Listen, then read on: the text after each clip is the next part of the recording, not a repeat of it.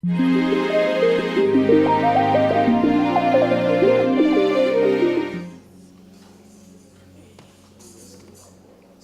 me suis réjoui de l'œuvre de l'Éternel. Je me suis réjoui de ce qu'il a accompli. Je me suis réjoui de savoir que lui seul a accepté la croix. Ésaïe chapitre 6, verset 8. Verset 8. J'ai entendu la voix du Seigneur disant: Qui enverrai-je et qui marchera pour nous? Je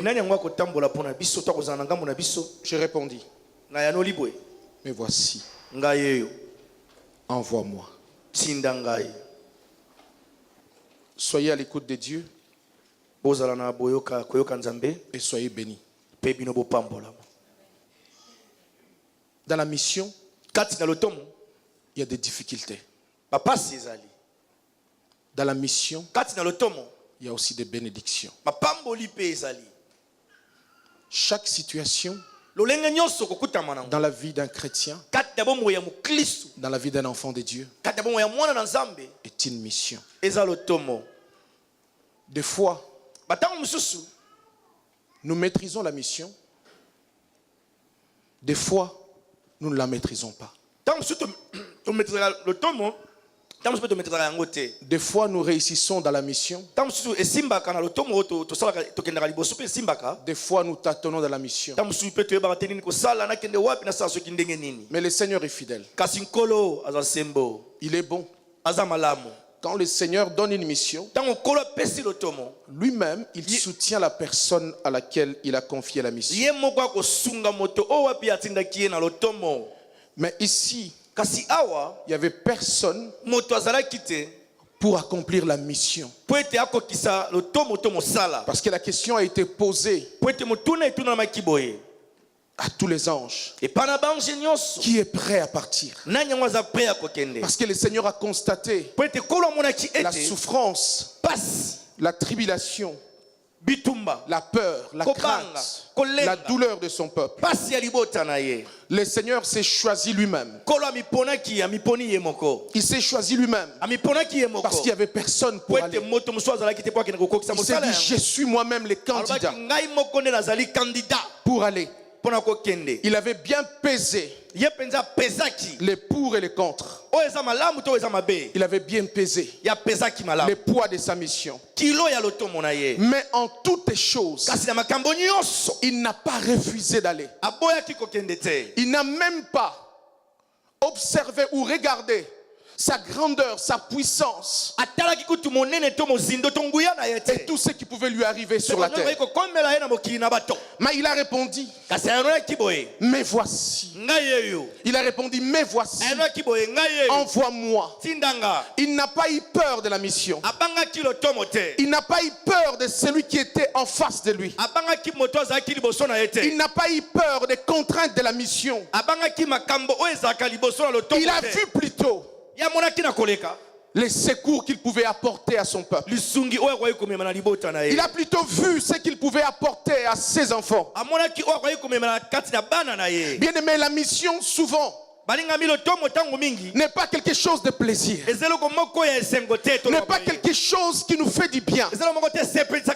Et surtout, tout en étant chrétien, notre mission, c'est de remporter sur la vie, la vie présente, cette vie présente qui pèse sur nous.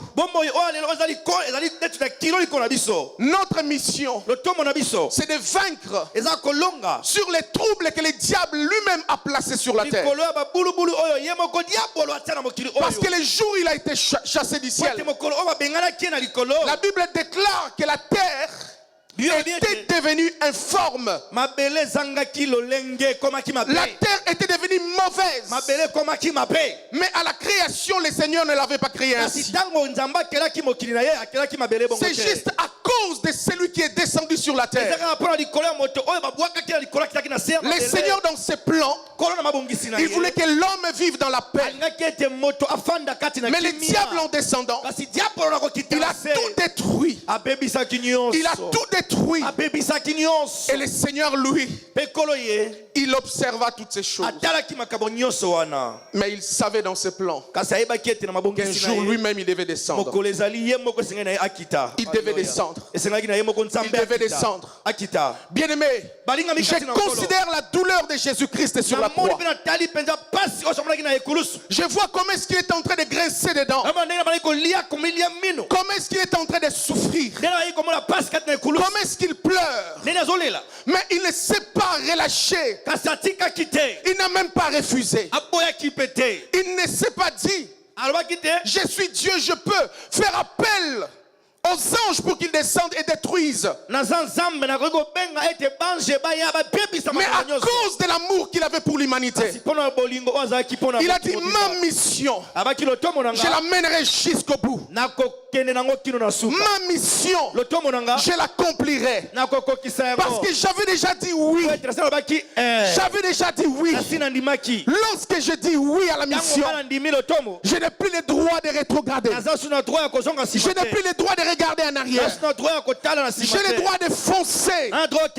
J'ai seulement ce privilège d'aller toucher au but. Parce que je sais quand j'arriverai au but, les résultats ou les gains que je gagnerai sera plus que ce que j'endurerai. Je peux endurer de grandes douleurs. Je peux endurer de grandes souffrances. Je peux endurer de grandes peurs, de grandes craintes. Mais la seule chose que je sais, lorsque je me tiendrai devant les résultats, je me réjouirai. C'est à cause de cela que je disais au début, je me réjouis de l'œuvre accomplie par Jésus. Ce n'était pas une œuvre facile. Ce n'était pas une œuvre qu'on pouvait donner à n'importe qui. Qui d'ailleurs était capable de le faire? Qui d'ailleurs l'avait accepté? Si c'était lui. Il a accepté sans avoir peur. Alors qu'il savait où il allait. Dans chaque circonstance que nous nous trouvons, cela est une mission. Dans chacune des situations que nous nous trouvons, cela est une mission. Quels seraient les résultats que tu obtiendras à la fin? Lorsque la mission est devant toi, il est aussi facile de baisser les mains et de se dire c'est difficile. Je peux baisser mes mains pour un instant, juste pour un instant. Je reprendrai mes forces. Je lisais ce matin un homme qui disait par une seule geste, par un seul moyen, on peut arriver à gagner ou à perdre. Lorsque la chose se présente devant moi, par les moyens par lesquels j'essaierai de mettre dans ces choses, dans cette chose, j'arriverai à gagner ou à perdre. Mais le Seigneur, lui, il s'est offert. Pas seulement sa main, mais son corps. Parce qu'il a dit à Dieu, mais voici, parce que tu m'as formé un corps, tu m'as formé un corps, afin que je fasse ta volonté. La volonté de Dieu a vu comment est-ce que les hommes souffraient. Dieu l'a vu. Dieu a vu comment est-ce que son peuple plairait. Et d'ailleurs j'ai vu encore en Égypte comment est-ce que le peuple souffrait. Dieu a envoyé quelqu'un, Moïse. Cet homme a accepté la mission. Mais à la fin de sa mission, Moïse était l'homme le plus malheureux. Moïse était l'homme le plus malheureux parce qu'il constatait lui-même que je devais arriver jusqu'au bout. Mais je ne suis pas arrivé. J'avais accepté, mais je ne suis pas arrivé. Je peux vous parler aussi d'un homme. Je peux vous parler d'Isaac. Je peux vous parler d'Abraham. Ces deux-là, Abraham accepta d'offrir son fils. Mais Isaac, lui, ne savait pas qu'il partait pour les sacrifices. Parce qu'Isaac a posé la question à son papa. Papa, nous nous présentons pour les sacrifices. Il y a les bois.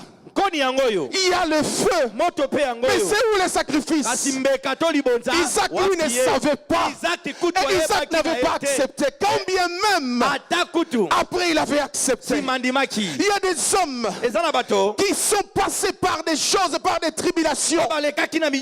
Ces hommes ont accepté leur mission. Mais à la fin de leur mission, ils ont compris que ce n'était pas eux qui devaient sauver l'humanité. Il y a Enoch, lui aussi, a pu accomplir sa mission, mais à la fin de toutes choses a été enlevé. Il y a aussi Daniel qui a joué avec des lions. Bien aimé, il y a eu Samson qui a pu tuer des lions. Mais à la fin de leur mission, ils se sont retrouvés dans la désolation. Pourquoi? Parce que ce n'était pas eux. L'agneau de Dieu qui devait porter la souffrance de l'humanité. L'agneau de Dieu avait compris sa mission. Il s'est présenté sans tache, ni ride, ni rien de semblable. Il connaissait sa mission. Il savait le pourquoi il allait. C'est pourquoi on lui a donné le nom le plus haut, le nom le plus grand, parce qu'il savait où aller. Il savait pourquoi il allait. Il savait pourquoi il portait la souffrance. Il savait pourquoi il acceptait la couronne d'épines. Bien aimé, la mission peut être difficile, mais lorsqu'on arrive à la fin de la mission, c'est alors là qu'on se réjouit de ce qu'on a enduré. Qu'est-ce que tu endures maintenant pour te réjouir de la fin? Qu'est-ce que tu endures maintenant? Qu'est-ce que tu endures maintenant pour souffrir à la fin? Accepte la souffrance de peu de temps pour te réjouir avec Dieu dans la grande richesse, soit sur la terre, soit là-bas, au ciel. Qui enverrai-je? Qui enverrai-je? Et cette question était posée avec tristesse, parce que personne n'était digne de partir. Je vous pose aujourd'hui cette question, parce que c'est la question que le Seigneur m'a demandé de vous poser. Qui est prêt à accomplir sa mission, même s'il souffrirait, mais qu'il se réjouisse parce que le résultat sera meilleur à la fin? Qui sera prêt aujourd'hui à endurer la souffrance d'un temps pour se réjouir à la fin? Qui est prêt à dire, même si on me prendrait tout ce que j'ai, mais pour la mission, j'accepte.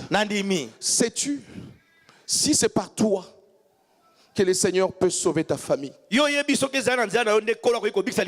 Sais-tu, si c'est par toi que le Seigneur peut sauver la nation?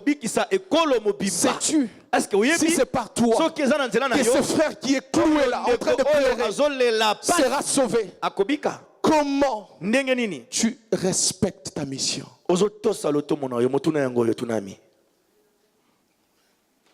Je n'ai pas reçu autre chose. Je plairais. Je disais, Seigneur, c'est quoi cette question? Le Seigneur m'a dit, pose la question. Qui enverrai-je? Le Seigneur l'a déjà fait. Mais aujourd'hui, le Seigneur nous pose la question. Qui enverrai-je?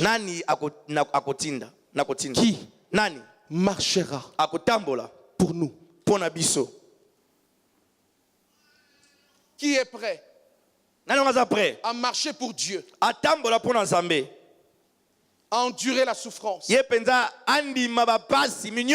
mais à se réjouir après avoir enduré ces souffrances? Qui est prêt à voir des choses qui lui font du bien, mais en s'abstenant de toutes ces choses, à cause de la mission. Qui est prêt à dire à Dieu, j'oublie ce que je suis à cause de ta mission, à cause de la mission. Qui est prêt à aimer la mission, à devenir un avec la mission?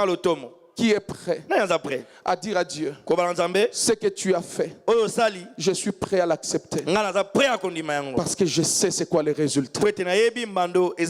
Qui est prêt à voir des douleurs sur son corps, à endurer des peines, mais à en sortir vainqueur?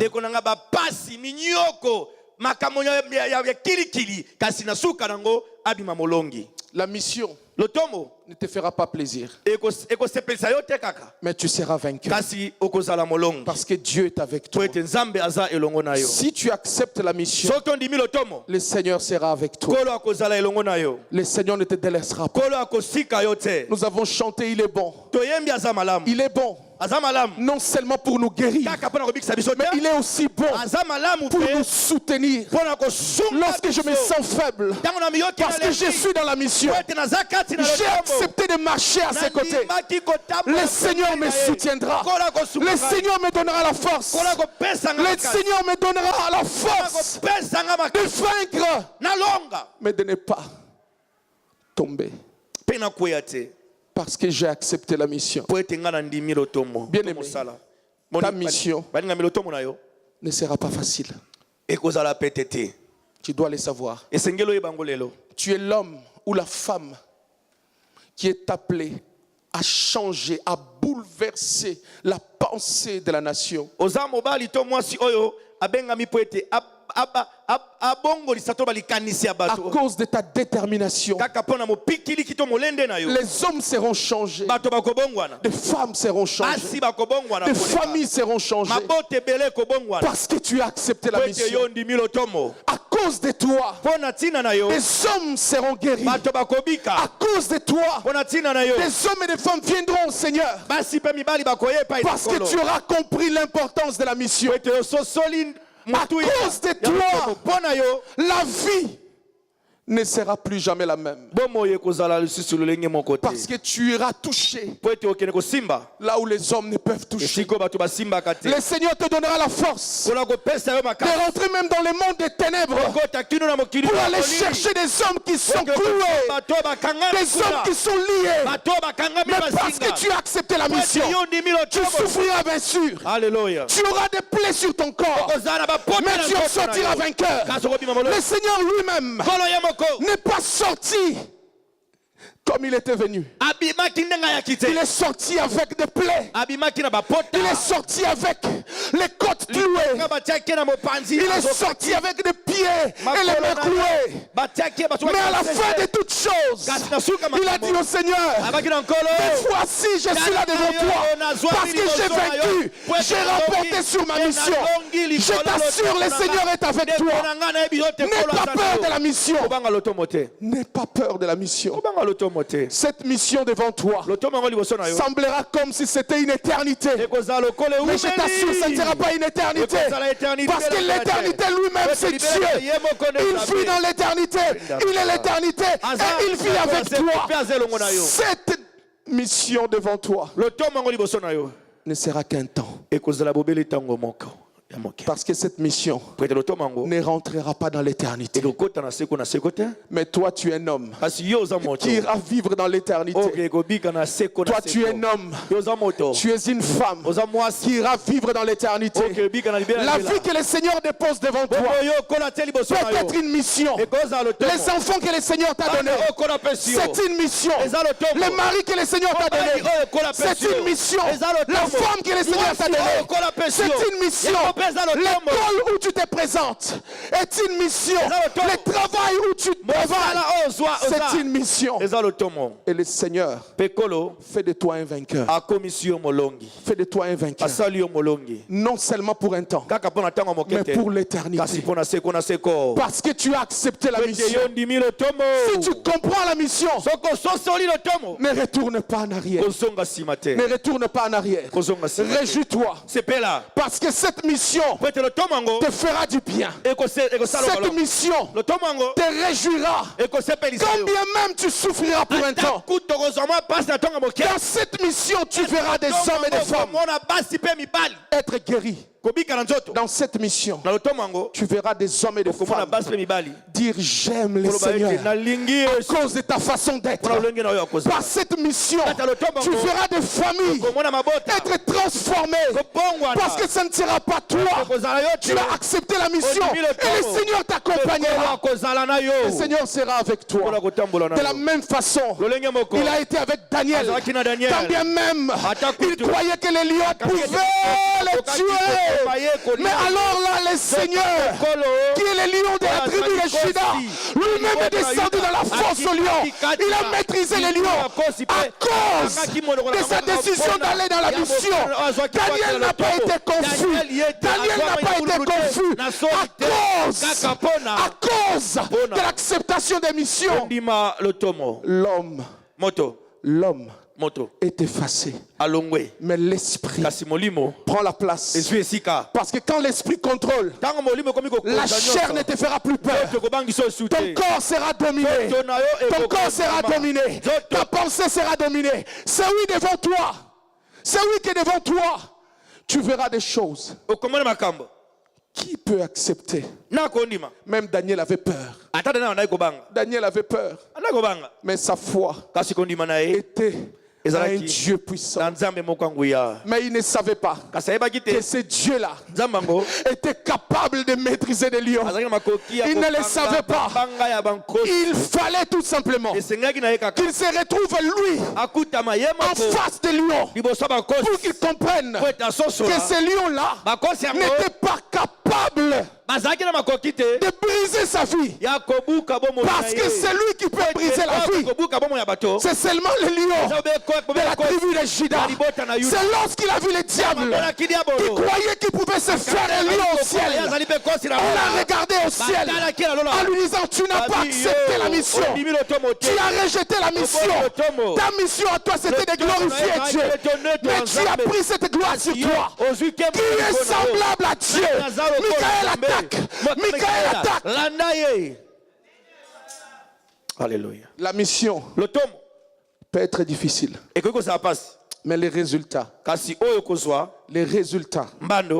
nous rassurent que nous n'aurons pas à souffrir. La mission peut être difficile. Mais les résultats nous assurent que nous n'avons même pas souffert. Qui est cette maman? Après la grossesse, encore les douleurs.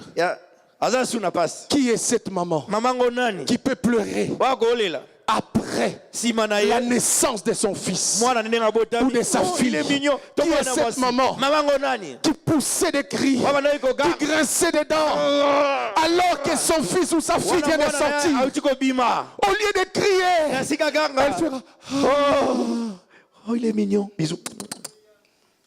La mission peut être difficile. Mais les résultats nous poussera tous à dire je n'avais pas souffert en vain. Je ne me suis pas privé des choses en vain. Je ne me suis pas abstenu de ces choses en vain. Parce que après toutes ces choses, la victoire que j'obtiendrai, aujourd'hui ta mission peut-être c'est de croiser les bras ou de croiser tes jambes. Mais les résultats, quand un homme viendra t'épouser, la joie que tu auras, ça sera alors que tu es en train de pleurer. Qui pourra me voir? Le Seigneur te dit accepte encore ta mission. Juste pour un temps. Parce que esengo yo kozwa. Parce que la joie que tu auras, c'est les douleurs que tu endures maintenant. Peut-être que tu n'as pas encore enfanté. Sarah aussi a accepté sa mission. C'est vrai. Elle pouvait donner à Abraham, son mari, Agar, mais elle avait accepté sa mission. À la fin de sa mission, ce n'était pas le fils d'Agar qui a hérité le trône, mais c'était le fils de Sarah, Isaac, qui a hérité le trône.